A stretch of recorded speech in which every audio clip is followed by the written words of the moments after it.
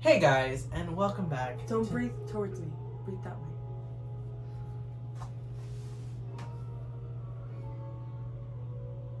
Hey guys, and welcome back to Third Act.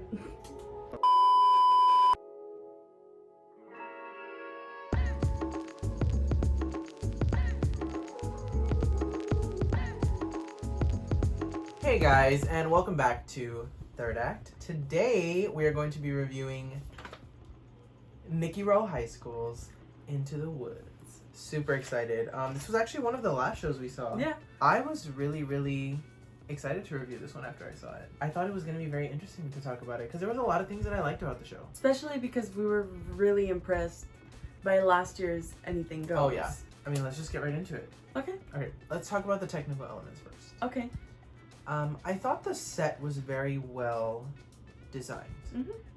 I do think they used the same structure as the one they used for Peter and the Starcatcher. I think so too. They just changed the little. Yeah, they dropped the. I hope we can get pictures of this. I think there's pictures out there. For those of you who saw Peter and the Starcatcher, they dropped this side of it and made it like a. It was kind of like a hill, kind of. It gave me the illusion of like a hill. I really enjoyed the set, and I love how they covered it in like greenery. I really enjoyed that. I really liked how the beginning of the show started with 3 backdrops, I guess, if you will. Like, it was like 3 different settings, like miniature, like setups of the baker and his wife, Jack and his mom, and Cinderella. What I loved about the backdrops even more, when they were struck from the stage, they became books. And I really liked that. I like that a lot too. I just wish that they were a little bit stronger structured. I get just that. because they were a little flimsy whenever they would close them. And I would have loved for the characters to have actually done that instead of crew members. Yeah. Because that would have given it a lot more meaning too. I just really enjoyed how it like was there and then it closed. Yeah. And then they took it off Because and you saw like the spine. Yeah, and it because said- I didn't even think about that. Yeah. And then, yeah, I that thought was really cool, impressive. a really cool transition. Moving on to the lighting. What did you think of the lighting? I like the lighting. I think they played really well with like the greens of Into the Woods. With the lighting, I liked the singular spotlight on the narrator. Oh, yeah, The narrator, yeah. Shout out to Luke if you're watching this video. Oh, yeah. I loved how they had him on the side with a singular spotlight at the foot of what later became Rapunzel's tower. I want to talk about their costumes for a second. I thought they were very well put together. Mm-hmm. I didn't see one that was kind of like out of place. Mm-hmm. I really did like the cohesiveness of it. Each character had like their own distinct like style. I don't know if that's the word, but like each character was like, okay, this is Cinderella. There was no confusion as to like, oh, is that that's Cinderella. Like no, like you knew like the personality of the character was represented by the costume. Exactly. Thank you. Yeah, I agree. I think that was like perfect depiction of what I was trying to say. Costume changes, by the way. Cinderella had a costume change. I don't know how quick it was, but it was like it was fast enough for me to be like, whoa, wait. I was like blown away by it. I really enjoyed that. Moving on to performance elements. Mm-hmm. This is probably one of the musicals of this season that I'm super excited to talk about this. I loved it. Mm-hmm. Like vocally, acting wise, like I really enjoyed all of it. I mean, there was never a moment where I was just like, and it's a long show. It is a long show. Because they did, long if I'm not mistaken, they did the whole production. I think so too.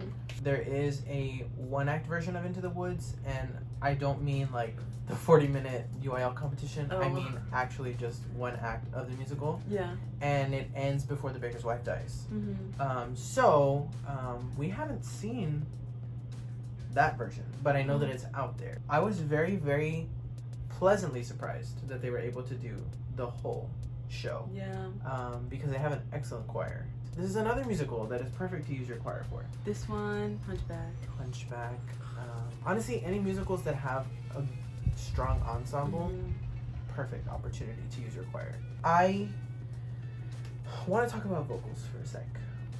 I really, yeah, I really enjoy the vocals on the show. They're not easy at all. It is a Sondheim musical. So for those of you theater nerds that are out there like us, know that that is not an easy feat at all. It is quite difficult to conquer a Sondheim musical that well. But congratulations to the whole cast for that, because I thought it was beautifully done. Like I said, there was never a moment where I felt like I was being gypped of a vocal moment. I do want to talk about some standouts. One of my favorite characters in the show was the witch, who was played by, if I'm not mistaken, Belinda Zuniga. She blew me away. When she first came out, I won't lie, I was a little skeptical. It's a hard musical to do. It is. So I understand. And so I was like, okay, you're taking me on this journey. I'm walking with you. Okay. And then as... BAM! She hits you with a good note. Really though, like as the show progressed, it just got better and better and better and better. And I realized that was probably her choice. Yeah. Because those songs progressively get harder for the witch to sing. And they're a lot more powerful, and they need like that control, and she had that all the way through. Like it was, I mean, she had me there. Like it was beautiful. It was a beautiful performance. Another vocal standout for me was Mauricio. Mauricio did so good in the show. I really think that his voice is suited for a musical like this. It's very, I don't want to say trained, because it's not like super trained, but his voice is classical. At least I think his voice lends itself to more classic type music. Like Alicia. Yes, a perfect example. He always adds like a little bit of comedy to every role that he has, which is always fun to watch, and I love that. I love the chemistry and the vocal mix of him and the baker's wife. Yes, Emily Gonzalez. She stunning voice. I don't need to go on about her, because everybody knows that she has a great voice. Yeah, I loved Mauricio's acting, like a lot. I liked his acting with the baker's wife again. Like their song, It Takes Two. I liked it a lot. I was smiling like the whole time. I thought their chemistry was just perfect. Acting wise, I do want to talk about Cinderella's stepmother and the girls, Florinda and Lucinda. Yes. Dude, they killed me. I loved it. Their chemistry and their comedic timing was just phenomenal. I liked it a lot. Like, I can't stop smiling thinking about it. I also really liked Red Riding Hood, Natalia Palacios. I didn't mention her in the vocals, but I'll just, give her a little spotlight. She was very well cast for this role. Because I don't know what grade level she's in, but she looks like a little girl. And and that's not an insult. I know, but in this industry, cute. I mean, that's beautiful, because you're gonna live forever. And I think she was very well suited for this role, vocally and acting wise. When she screamed in the middle of the show, it killed me. It killed me, and the 20,000 people that were in there, like, oh my goodness, that was hilarious. I forgot about that, dude. Oh my god.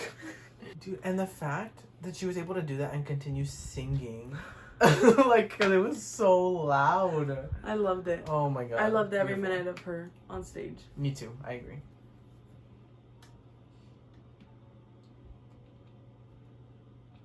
Moving on to our favorite song. My favorite song was No One Is Alone. Cinderella and Jack killed me with the song. It was so fantastic. Like the blend and the softness in Cinderella's voice was spectacular. Same. I mean, that's not my favorite song, but like I agree 100%. I really enjoyed that song a lot. My favorite song is actually On the Steps of the Palace. Once again, that's my favorite song in the entire musical. So, no wonder. But I really enjoyed Courtney Smith's rendition of On the Steps of the Palace. I thought it was very whimsical and very like fun. I don't know. I really enjoyed her performance in general. It's phenomenal. It is, and I thought it was so perfectly suited for every single song that she had in this musical. Oh. I was blown away. Segue into our diamond this week. Our diamond this week is... Who could it be? Who could it be? Our diamond this week is Courtney Smith, who played Cinderella. She was stunning. I loved everything about her performance. I thought she was perfectly fitted for this role. And I cannot wait to hear more from her because her voice is phenomenal. What I wish I could have done in the theater... Oh my god. We were so stressed out because we couldn't, like... You know, when something, like, amazes you and you want to, like, stand up and cheer, but everyone's, like, so focused on it, so you can't, like, physically or vocally be like, yes! Oh my god, yes! That's what I wanted to do the whole time. I felt like if I were to close my eyes, I was listening to a soundtrack for Into the Woods. Like, right? I mean, her voice was just flawless. Like, flawless. I can't even add more adjectives to that sentence. And her like, it was acting, just... phenomenal. It was insane. Insane. When she was pulling the hair. Oh, I love, that's one of my favorite, like, scenes. Kite Cinderella, kite Cinderella. Loved it. I loved. Congratulations on all your nominations for the Palm Awards this year. While we don't know what will happen with the Palm Awards moving forward, considering that this pandemic has swept the nation. The world. Yeah, the world. I really hope that all of us are staying safe. I hope that everybody's staying safe out there, and I hope that everything works out the way that it's supposed to. And know that whether you win or lose, it does not diminish your achievement this season. It was stunning. Let's just hope for the best and hope that we can still do a little something to recognize you guys and show that the arts is what keeps us together, and we're not gonna let this bring it down. So and we'll keep you guys posted on everything that the Palm Awards release or Hector releases, and yeah. So conclude the PSA for today. But once again, thank you so much for watching this video. I hope you enjoyed it. And next week we will be reviewing Matilda from our very first Brownsville High School, Lopez High School. So we're super excited about that, and we had a great time at that show, and we can't wait. So thank you so much for watching this video once again, and as always, don't forget to like, comment, and subscribe. Thank you so much. Bye!